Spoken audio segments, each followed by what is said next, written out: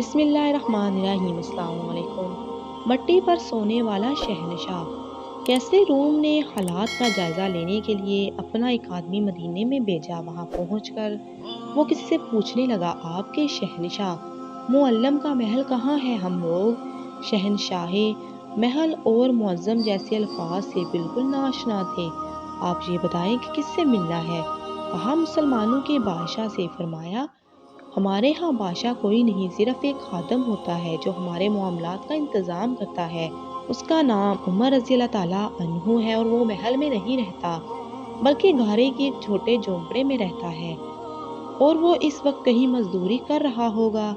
رومی یہ سن کر بڑا حیران ہوا اور آپ رضی اللہ تعالیٰ عنہ کی تلاش میں چل پڑا۔ ذرا آگے جا کر دیکھا کہ عمر رضی اللہ تعالیٰ عنہ سر کے نیچے درا رکھ کر مٹی پر سوئے ہوئے ہیں۔